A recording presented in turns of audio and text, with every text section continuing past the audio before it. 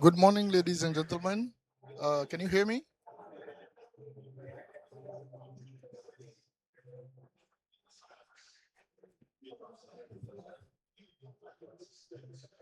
So, good morning, ladies and gentlemen. Welcome to this session on carbon market readiness in West Africa, led by the West African Development Bank with the West African Alliance on Carbon Market and Climate Finance.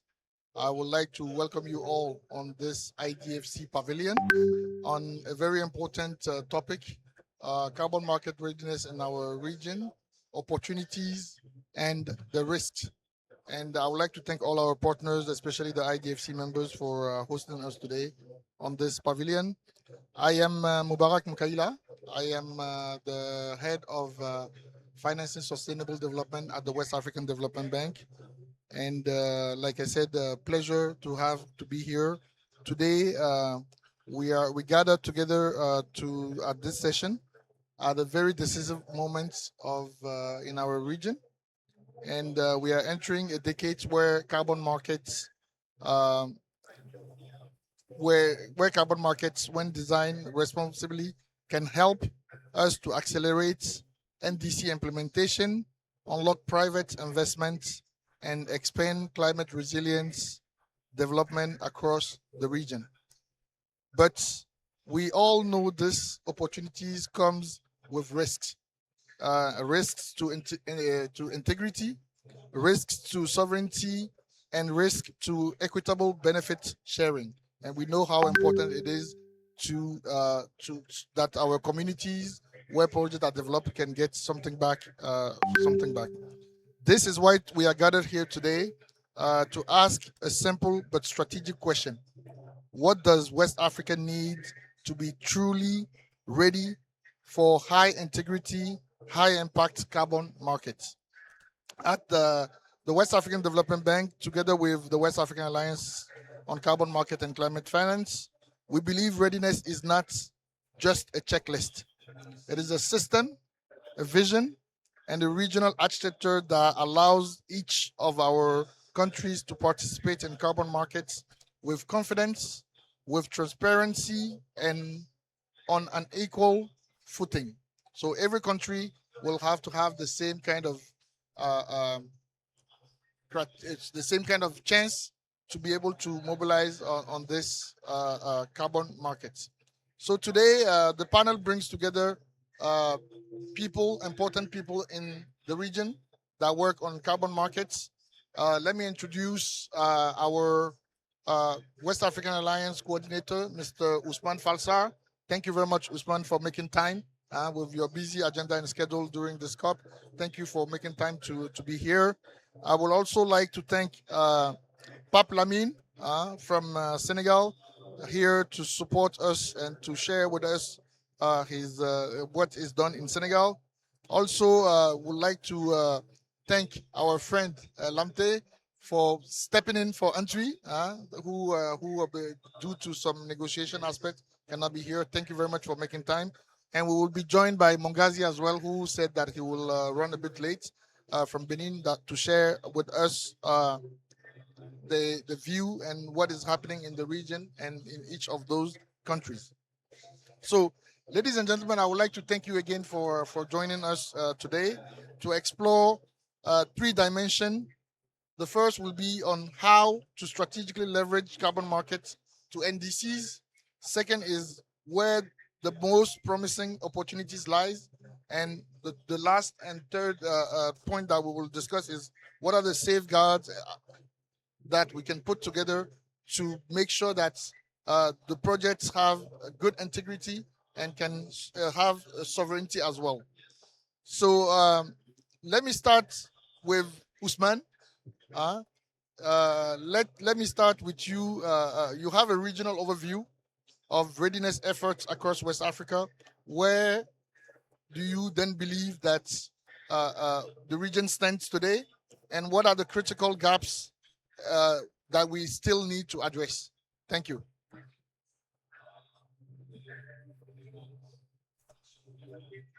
Allô? Good afternoon, everyone. Oh, good morning. Still in the morning, not noon yet. Uh, Thank you, Mukaila, for this introduction.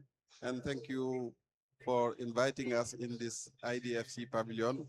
And thank Bewade to host this event as our strategic and financial partner of the West African Alliance.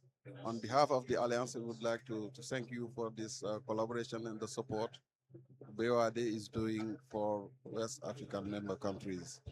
I think from our sub-region perspective, since we adopted the Paris Agreement rulebook in Baku, we did realize that we still have a lot of challenges ahead of us in terms of readiness.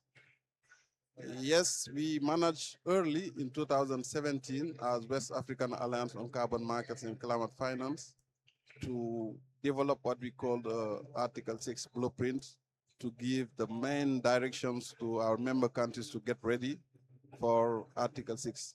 But still, we have a long way to go toward the implementation, the operationalization of Article 6 and starting implementing concrete actions on the ground. And there, I think a lot of readiness issues still lies ahead of us. We do need to have a very attractive regulatory system that can facilitate the involvement of the private sector with the main actors on carbon markets. We mean by clear regulatory framework all the issues relative to authorization process, the eligibility of projects, the benefit sharing mechanism, the local communities involvement, and also capacity building of key stakeholders. These are some very important issues that needs to be taken into consideration. When it comes to implementing concrete projects on the ground, I think that we need to have a very important critical mass of technical experts because we have a lot of challenges in terms of new methodologies development, in terms of baseline setting, in terms of additionality demonstration, and many technical issues that need to be taken into consideration.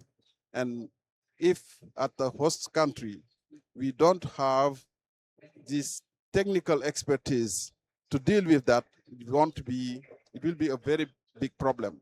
I know that in some countries, like in Senegal, like in Ghana, they have dedicated technical committee who can accompany the carbon market office in that task. And also they have a roster of technical experts supporting the process. But it is something that is really important and that needs to be extended to the key sectors that are eligible for carbon market, so that at the end of the day, they will have the full capacity to develop project, to implement project, and to do the proper monitoring of project in line with all requirements in terms of quality, in terms of environmental integrity, and in terms of community engagement. I think these are at most of the countries, the main challenges we still face when it comes to get ready for concrete actions implementation on the ground. Merci, merci beaucoup Ousmane pour cette parade. Vous avez mentionné le Ghana et le Sénégal. Je vais maintenant me tourner vers Pape Lamine pour savoir, en fait, aujourd'hui, on a une bonne vision de ce qui se passe au Sénégal. Et je voudrais savoir un peu ce que le Sénégal fait de façon concrète pour la mise en place d'un cadre réglementaire institutionnel au Sénégal pour notamment attirer les financements et le secteur privé. Merci.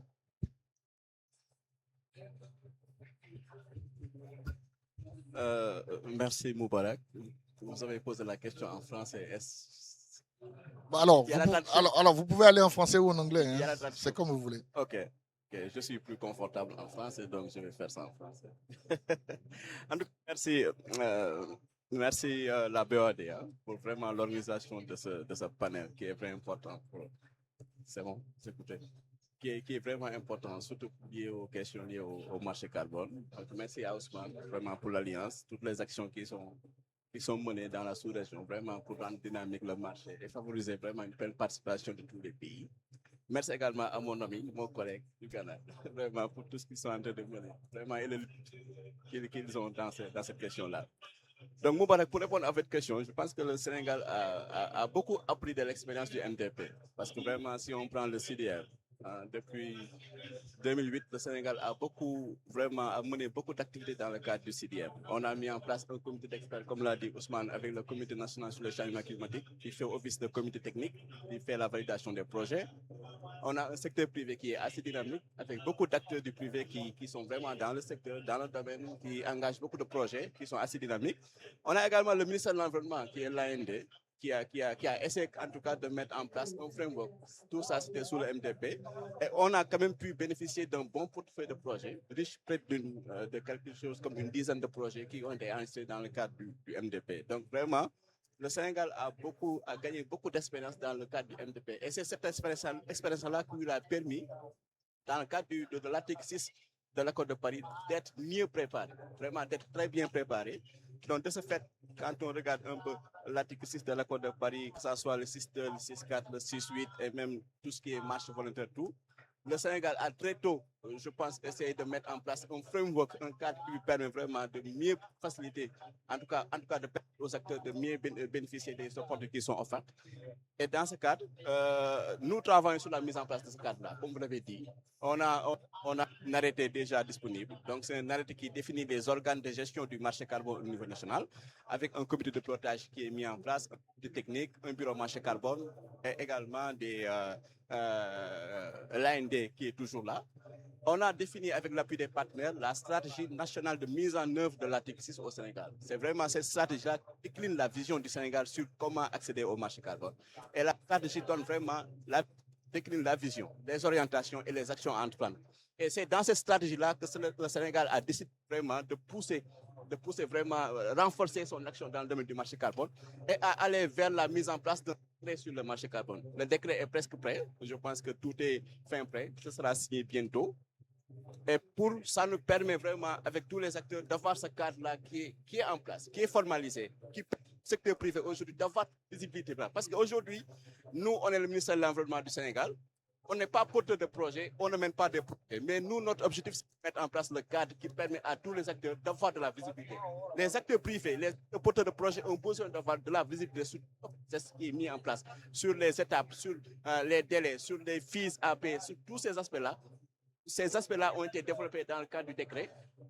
Ils seront également très détaillés dans le manuel de procédure qui est également disponible, qui est déjà validé. Donc, grosso modo, ce sont ces actions qu'on a eu à développer. Par ailleurs, également, le Sénégal a eu à signer des accords bilatéraux avec 4 pays, avec la Suisse.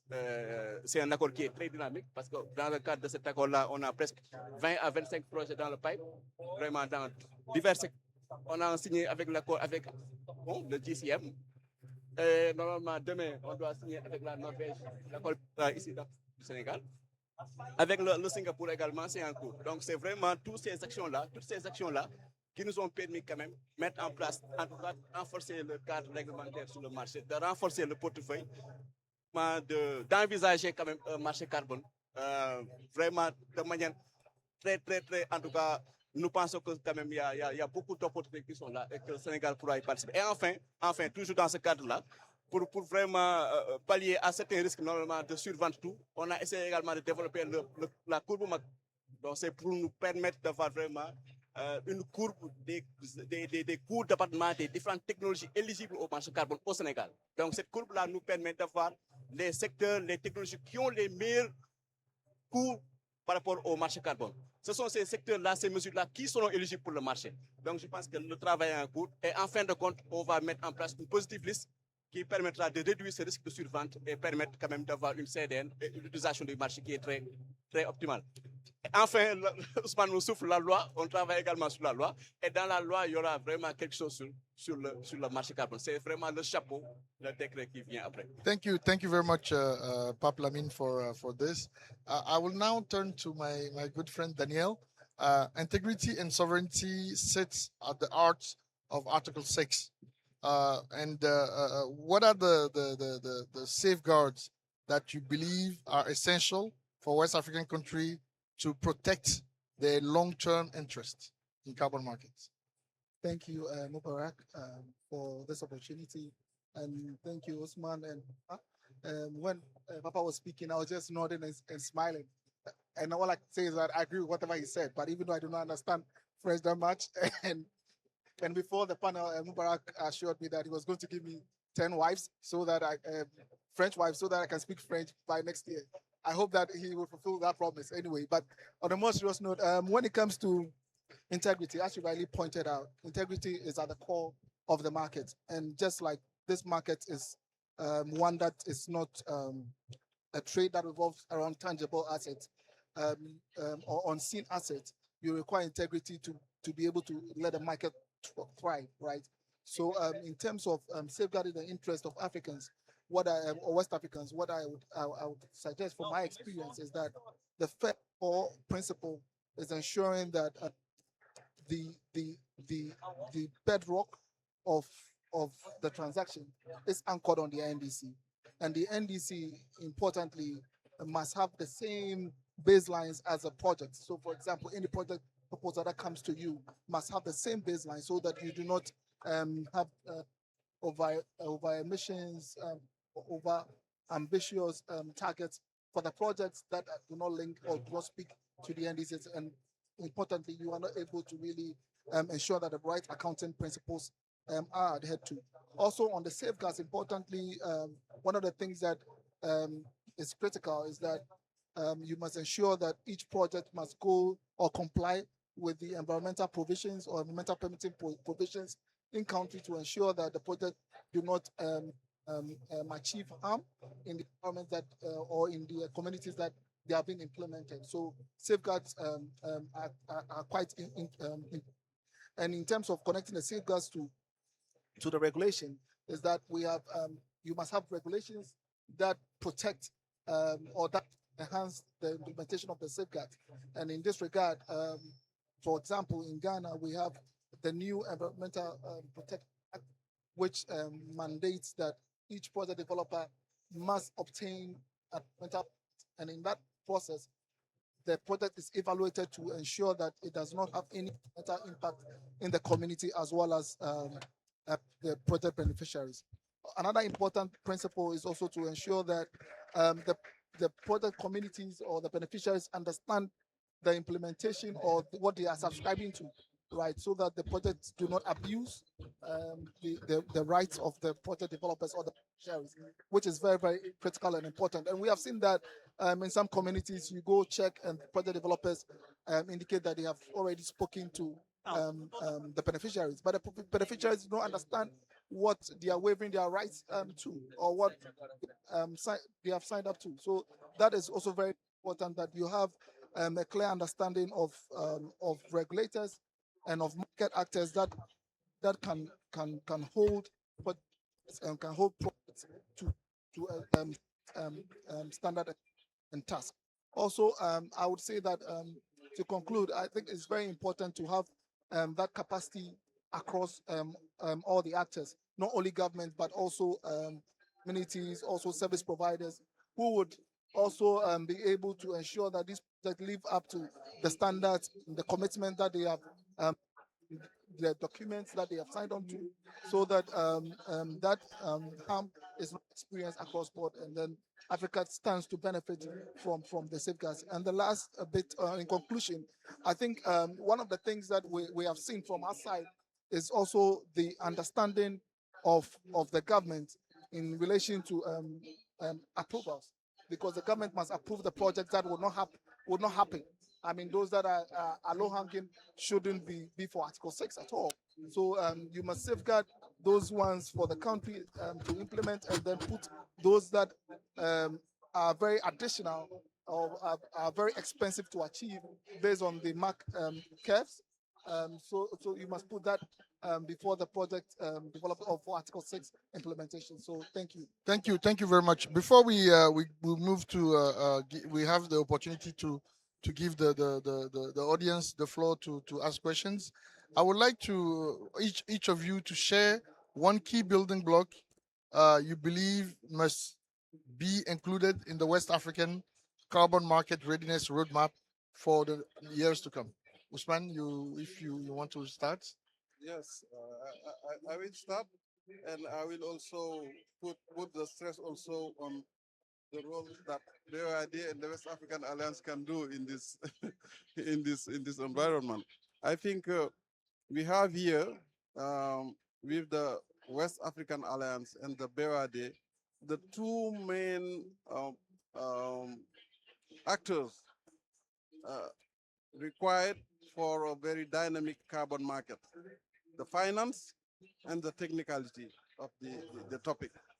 With the West African Alliance, in partnership with the West African Development Bank, we can work on, I cannot say a fully harmonized, but toward a harmonization of frameworks in our member countries, at a point that we could have our main quality principle, ensuring environmental integrity and safeguards, as you already mentioned in your previous questions. And in that regard, I think with the West African Alliance and its partners, technical partners, we can work on a very robust framework that can allow us have all the main building blocks for the generation of good quality of carbon credits. Because now you all know that buyers are more and more demanding when it comes to carbon credits. They all are looking for good quality of carbon credits. So as West African Alliance and West African Development Bank, we should focus on accompanying countries in the readiness process to, in a very harmonized way, to be able to generate good quality carbon credits. And in that process, I think the West African Development Bank could play a big role in terms of project origination. You didn't mention it, but it's very good to talk about the carbon marketplace project you are working on, because project origination is one of the most important barriers for carbon markets to grow up in West Africa. Access to finance is a problem. High interest rate is a problem. And I think with this partnership, we can facilitate the development of good quality projects by enabling access to finance. And at the end, BOAD can position itself as an aggregator for carbon credits so that it will help facilitate the transactions between the member countries and the buyers, because we all are not in the same level of advancement. So we need a kind of sub-regional framework that can help the others to move fast and to leave no one behind. I think this is something that we do have to put in place. So to summarize, the main building blocks is the harmonization of our frameworks to be able to generate good quality of credits, to facilitate the origination of projects using the facility in place in the West African Development Bank, and also try to see how best we can have an aggregator for carbon transaction, a kind of platform that can facilitate the transaction of carbon credits. Thank you very much. Thank you very much, Usman. Before I give the floor to others to react on this point, I will quickly go to Mongazi that just joined us from Benin, and Wilfried. Benin has been actively working. Alors, bon, je peux le faire en français hein, pour que ce soit plus facile, plus simple.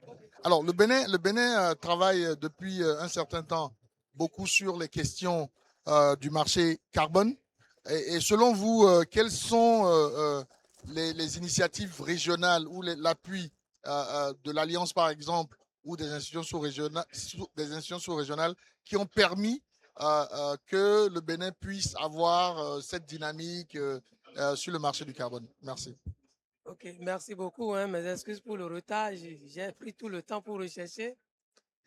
C'est vrai que le Bénin, à l'instar également d'autres pays, s'essaye quand même à mettre en place au niveau national les outils qu'il faut pour effectivement nous permettre d'être présents sur le marché carbone. Et par rapport à cela, il faut quand même remercier l'Alliance ouest-africaine de marché carbone et la finance climatique qui quand même accompagne l'ensemble des pays, dont le Bénin, en matière de renforcement des capacités, ou qu'on y soit vraiment présent et sans occulter également globalement l'appui de la BOAD qui accompagne globalement nos initiatives. Et par rapport à cela, le Bénin a quand même pu mettre en place un arrangement qui facilite, voyez-vous, la présence sur ce marché. Le Bénin a signé quand même un certain nombre de partenariats avec des institutions, certains pays, pour nous permettre d'être présents et d'aller sur le marché carbone. Ce qu'il faut également souligner, c'est qu'il y a la volonté politique, parce que nous avons un arrangement au niveau national où le président de la République en personne préside certaines instances. Globalement, au niveau national, nous avons le Conseil béninois pour le développement durable. Le Conseil d'orientation est présidé par le président de la République. Le ministère du cadre de vie, donc, est l'instance qui assure le comité technique. Et c'est vraiment quand même très bien qu'il puisse nous permettre de mettre en place tout de suite, voyez-vous, une autorité. Le Bénin dispose d'une autorité d'enregistrement des marchés carbone. Nous avons une plateforme, effectivement, pour l'enregistrement des projets carbone au niveau national. Également, nous avons des arrangements pour les modalités pour l'enregistrement donc de ces projets. Il y a également quand même plein d'initiatives en cours. Et le Bénin fait son petit bonhomme de chemin, mais avec l'appui des uns des autres, et je crois qu'on fera mieux. Donc voilà, de façon très ramassée, ce que le Bénin est en train de faire à présent. On compte quand même aller mieux. Voilà, merci beaucoup. Merci beaucoup, Wilfried. Et je vais maintenant, I will now give the floor to friends, colleagues, partners that are on the floor to make either to ask questions or to make comments on this on the topic of the day. Thank you very much.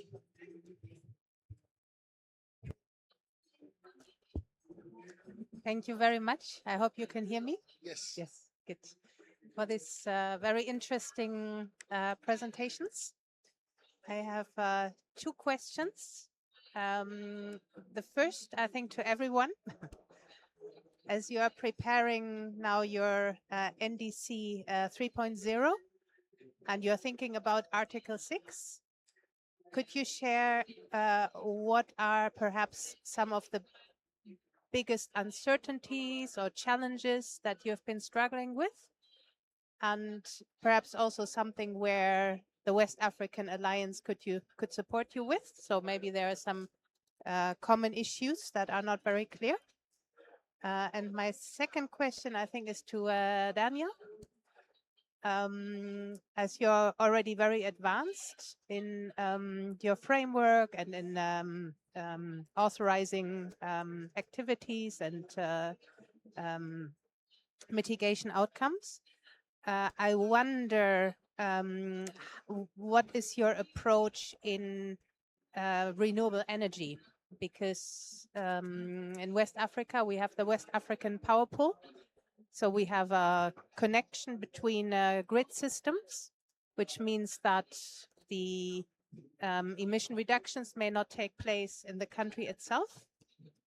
And we had under the CDM, we had a standardized baseline for the WAP, But now I think under Article 6, maybe things are more complicated because you also need to consider corresponding adjustments. So if you provide corresponding adjustments for an emission reductions that is maybe outside of your country, have you thought of how to go about this? And you mentioned that it is very important to be aligned between your NDC baselines and your Article 6 baselines, which I think is a very good and important point. And here, if we have these cross-boundary emissions, I wonder how you can align it, basically.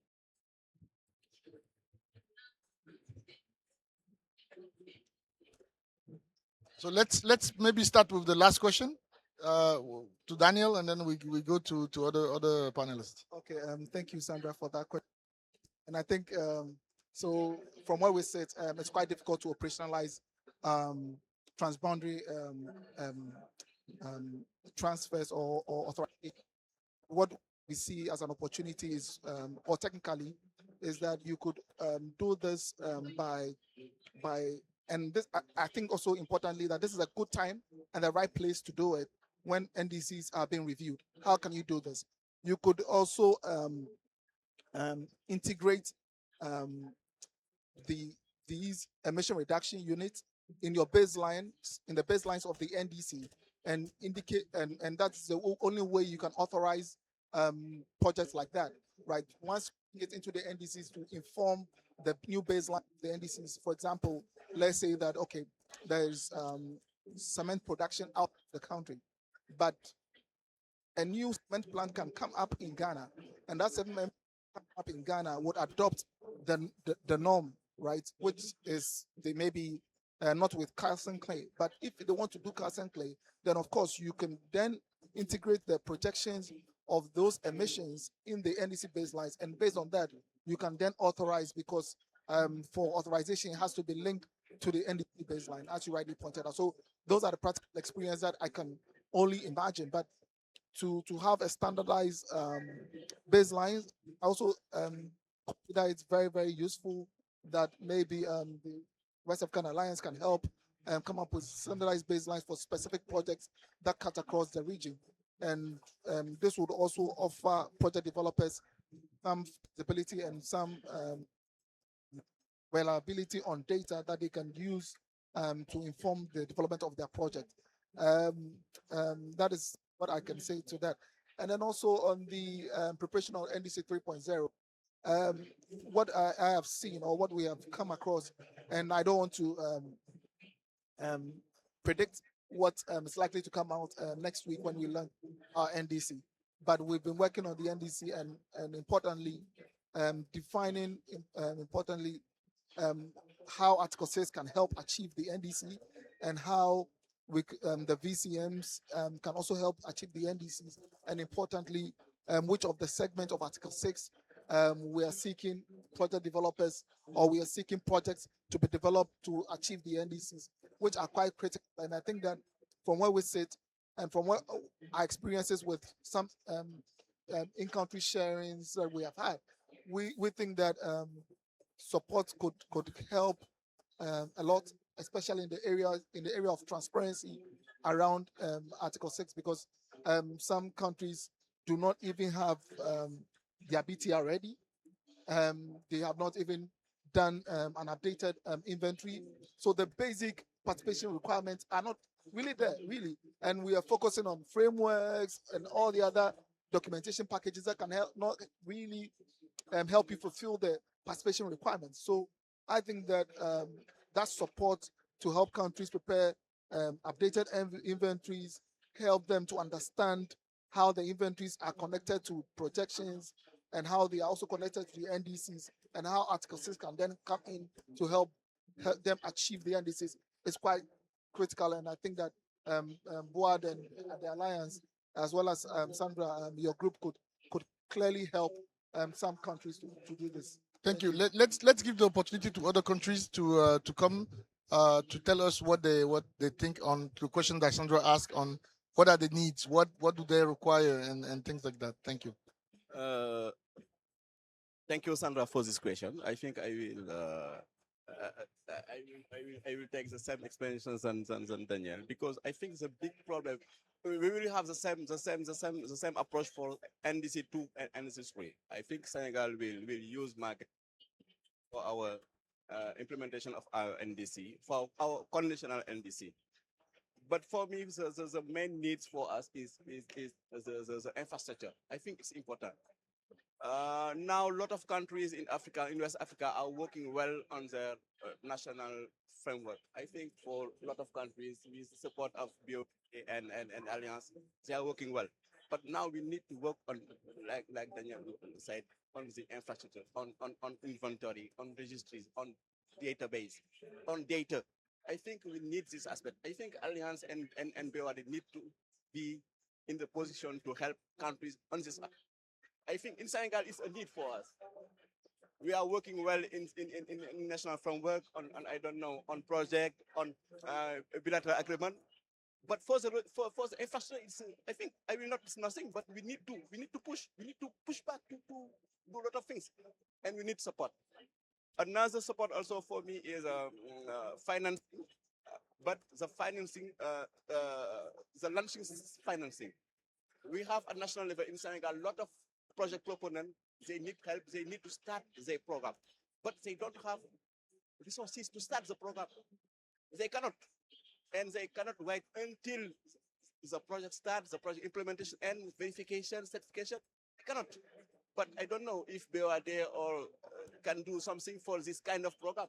But the launching financing for this kind of program, I think I have a lot of programs in Senegal, a lot of partners, lot of project proponents. They want to start on carbon, but they don't have the resources. But what we need to do, or in Senegal, what we think we can do it, is to have a climate fund. But it will not start in this year or next year, maybe in 2 or 3 years. But I think if you handle it, it will be very good. And another point for me, very important, we need some arguments, also some elements for revenue sharing for communities. I think it's important. We have doing a lot of program at national level, at communities level, but we need to have a lot of elements to know how we can put it in our manual, because in a lot of countries we will work on manual, but we need to put this element on the manual to be legally binding. All elements, all at national level, we will respect all these elements. I don't know, the benefit sharing mechanism is important for communities, but how to do it, how to implement it at national level? We need to do it legally. But I think at the Alliance and BOAD, you need to do some assessment or to help us on this point. No, thank you very much, Lamine. I think you mentioned very important points. And as a development institution, we also acknowledge the importance of the first lost resources in mainstreaming climate, mainstreaming sustainability of carbon in issues, in projects that are developed in our region. And I think that's something we're working on. BWAD is now updating our strategic plan, and it's a topic that we also carry and will have in that plan as well. Usman mentioned earlier that we're working also on the carbon marketplace, and in that carbon marketplace as well, there are instruments that we will develop that will support those kind of initiatives. So it's something that is ongoing. It's true that it's very slow, but unfortunately, it's something that we are faced with in the region. But we are working on to make sure that we have those instruments, especially because we want to make sure that private sector is the key actor in this in the carbon market. So we want to make sure that. Wilfried, très rapidement, si tu peux partager avec nous aussi ce que ton point de vue sur cette question. Merci. Merci beaucoup. Je crois que c'est la meilleure question en fait. Parce qu'aujourd'hui, seul, on n'est pas fort. On est obligé de pouvoir mettre en place au niveau de la région un marché régional pour le carbone. C'est très important. Au lieu que chacun aille séparément, il va falloir qu'on se mette ensemble. Moi, je crois que ce sera plus rentable pour nous. Et pour y arriver à cette étape, il est important une évaluation pour mettre à jour les informations qui, en fait, sont déjà là, mais il y a quand même d'avancées. On a besoin de mettre à jour les données pour savoir exactement si on doit se mettre ensemble parce que personne ne doit être à la traîne. Qu'est-ce qu'il faut faire pour que les pays qui sont à la traîne puissent effectivement être au même niveau d'information que les autres, pour que le marché que nous allons mettre ensemble puisse être profitable à nous tous. Et il faut des renforcements des capacités forcément, parce que nos communautés ne perçoivent pas encore exactement tous les contours de ce marché. Il faut le noter, même au niveau national, il y a des aspects qui nous échappent. Il va falloir maintenir vraiment ce renforcement des capacités pour qu'on soit vraiment conscient de tous les aspects. Nous sommes actuellement en train de finaliser, nous autres, notre CDN 3.0. Nous avons prévu également honorer nos engagements par la mise en fait en œuvre de l'article 6. Donc, c'est important qu'on se mette ensemble, que nous ayons au même niveau d'information pour que vraiment qu'aucun pays ne soit à la traîne. Donc, voilà succinctement. Merci. Alors, before I even I give back the floor, you mentioned many times, there was a mention many times of NDC implementation. NDC implementation, we have here 3 countries. I know it's a bit provocative question, but what is the level of implementation of of your NDC 1.0 and then NDC 2.0 and NDC 3.0? Just 30 seconds. I will start with Wilfried, go to Lamine, and then go to Daniel. OK. Ben, mais quand nous avons reçu le message du PICC, en fait, c'est le comité de mise en œuvre de l'accord de Paris qui disait que le Bénin fait partie des pays qui n'ont pas soumis à temps leur CDN. Déjà, le 25 février, on devait soumettre. Mais comme les pays n'ont pas soumis, ils ont fait un point sur les 196. 171 pays n'ont pas soumis. Donc, on nous a appelés. Nous, on a justifié parce qu'ils voulaient comprendre. Nous, on s'est dit, ce n'est pas une course. Nous avons élaboré notre CDN 2.0, 1.0, 2.0, que nous n'avons pas encore pu mobiliser les financements. Donc, il va falloir aller à notre rythme. Donc, nous, on a écrit, on a dit ben, vraiment que la situation est complexe. Ce n'est pas une course de fond. Nous allons soumettre notre CDN, comme on a pris l'engagement d'ici avril 2026. Et lorsque nous allons soumettre, vous verrez que notre document sera un document, bon, pas l'idéal, mais un document parfait. Bon, super. Merci beaucoup. Merci beaucoup. On va passer la parole à Lamine rapidement. Lamine, 30 secondes vraiment. 30 secondes. The question is, What's the level of implementation? Okay. And we haven't not submitted yet our NDC 3.0. We are yet finalizing, maybe before the end of this year. But for the 2.0, I think it's quite well. For unconditional, it's very, I feel very substantial. We are maybe on 9%. But for the conditional, it's very bad. And we need your support. Thank you very much.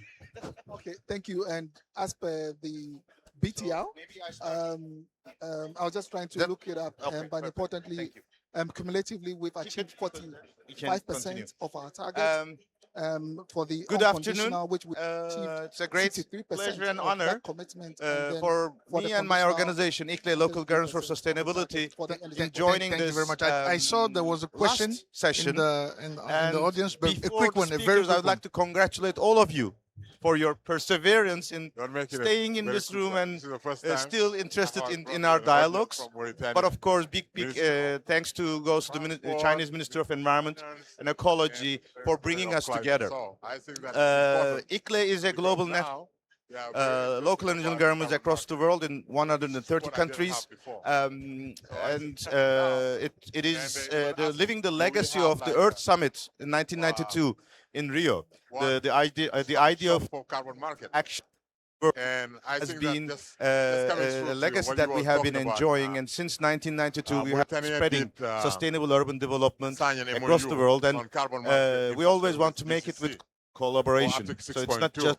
limited to So I the think that local national boundaries, just listening but it's a to, global we are on the collaboration. right And of target course, maybe, we are working with and national some of governments that and global by institutions. RCC So in MENA today's and session, RCC Togo before will be also helping going us to to the develop our session, I'm also proud to say carbon, that every year at strategy. these COPs, And we then we are have the- I think privileged that, to government just one cities. question. There were is Chinese for government, my Chinese audience, pavilion I want you hosting to cities. know, They, I think, back to from 2012 or the so, it was one country, of the pavilions that has how started did you, so they cities can listen to agenda you. much, How much, did much the earlier than sectors anyone else. and your country And I had been been involved enjoying on to join developing these carbon sessions. market? When first Thank you very much. We'll let Chinese Ghana cities answer to pavilion that was question. resulted, we had almost no Since members I'm on in the finance China. squad, But I'm proud, um, after how all we these started, years, 10 years working later, with the sectors we is have that more than importantly, 12 you just cities saw in colleagues of China. mine leave, Beijing was Metropolitan first Government is to our help host, them or to bring and them China into the of NDC ICLE is part of formulation ICLE's process, East right? Asia So we have Secretariat. streamlined or we have And our integrated recent office the is climate also reporting opening in obligation Chengdu, into the sectors. which So will be each sector serving has an also NDC our focal person. And work that in the NDC Central focal Asia person together with our sees the colleagues from the European relevance Secretariat. So for it's a having their bridging. programs integrated So into the NDC. this last And round, we importantly, will it also focus creates on the avenue for them to be able to a implement their diversity of programs, because speakers with when their it's in the expertise, with NDC, their which is virtually topics, the but climate also with and political in terms commitment of the of their country, then the every sectors that they bodies represent. We have seeking to work with local you, governments, we and have importantly, because scientists, we also have use private sector, Article 6 as one of the vehicles to and I help think achieve this that. is So it's not exactly only the about spirit. markets, but We importantly need working with them to multicultural, fulfill multi-stakeholder, the climate multi-level reporting collaboration. The obligations, scale of and then spatial by so doing, adaptation they is can also beyond see anyone else opportunities on in mobilizing capacity. financing. So as you have heard Yeah. from the introductions, I will not Thank you very the much names of each of my for this colleagues point. in Usman, order to save time. being But I will just coordinator remind of us the West that we African will be Alliance, let's focusing come on to the questions the that were policy asked and and comments from the countries. from We want to different hear one last expertise. word from you. So since we are in the Chinese A lot of pavilion, of a lot course, of our first expectation speaker is from the coming West from African Beijing, Alliance. That's what Peking I University, think. Nature-Based Solution Innovation That's my Center. takeaway, main takeaway Mr. Wang, from this panel. especially Because how he has West been African introducing the Alliance concept, and its technical the partners idea of need sponge to cities. bring more support to member Confess, countries. when we heard the sponge Just to cities, refer to the first question, it was you a asked. surprising For mission across the example, world. if I take The the world, case a lot of cities, even Cookstove my project, hometown Izmir, has learned a lot, and they have recently we have spread faced around this a big sponge challenge city of idea, Rotterdam, Izmir, all around the world. So congratulations for the innovating, bring this to fact the that world, we could not use and how the you full have 30. been engaged, There and is a how new have you the been full contributing to this that we need process. to use We're for eager the to learn from calculation you. of the FNRB The floor is yours. using the model Morphos. And you have a lot of Cookstove projects in West Africa. What I see from the West African Alliance point perspective is maybe we can anticipate this kind of issue and try to see how best we can develop standardized baseline for FNRB so that countries can use specific data to calculate their FNRB instead of relying on default value given by the tool 33. Reporting to the NDC is really a challenge, taking into consideration the conditionality and the unconditionality of our NDC, how to report articles on our NDC. I think we should give some guidelines to member countries so that at the end of the day, they can have a facilitative approach for that. Development of new methodologies, I think this is something that we need to assist for member countries. And also maybe what can be for me an urgent action is to organize a sub-regional workshop on benefit sharing mechanism. What is being done in many countries and how countries can learn together in terms of benefit sharing mechanism, and see how best we can develop tools or solutions that can facilitate the redistribution of revenues as stated by Parliament. I know that there are some possibilities, some solutions. People are using blockchain to make sure that the end user can get the revenue in a very transparent manner. But all these digital innovation solutions need to be explained to our member countries so that at the end of the day, if they want to make operational their benefit sharing mechanism, it won't be a problem for them. And last but not least, as mentioned by Papa Lamin, and this BOAD have a big role to play is the project origination. You cannot sell credit without implementing project. You cannot implement project without having finance. So hopefully we start the BOAD marketplace soon and to be able to foster the development. Thank you very much, Usman. Before even get into the Bewade carbon marketplace that is under implementation, and hopefully by the end of this year we get a feedback from the central bank on resource that can be provided to that fund. Bewade already has Bewade project development facility that can be used one way to implement and to develop some projects. But that is specifically to the countries in the WAEMU region, and then we hope that we can enlarge that to other countries of the West African through the Bewade carbon marketplace, and that's a work that is ongoing. Thank you very much for all your rich contribution. Thank you for the audience for your questions, your interrogations. Other than the origination aspects that I think is very important, that is key, regardless, because through origination we can mainstream all the topics that we're discussing here in the project. A point that's well noted that that we will keep working on. There are three main takeaways that I would like to highlight from our conversation and discussions here is that our region is ready. Our region knows that there is a huge opportunity from the carbon market that can help support, develop, and bring resources. Because we always say that money is not the issue, because of course, yes, there is a lot of money, but the money available is not adapted to the project development, the development project that we have in the region. So we need carbon to come as a complementary resources to bring concessionality to the project that are developed in our region, and that's a very important point. And of course, the need-based finance that we have in our region says that around 70 to 80% of the resources will come from the private sector. And we all know that private sector, if they have a high return rate on investment, they will invest a lot, they will bring the money. We saw what happened during COVID. During COVID, it was simple. Government put the instruments, development, the framework, the development institution puts the instruments, private sector injected a lot of money. Within 3 years, we mobilized more than 6 billion euros to finance COVID issues. So it means that it's doable if we prove that the return rate on investment is there. Private sector will bring a lot of money and a lot of resources. The second point I wanted to highlight is the opportunity for scalable impact that exists in sectors. You mentioned energy, but there is also agriculture, transport, and other sectors. And it's really important that we have a mention of that.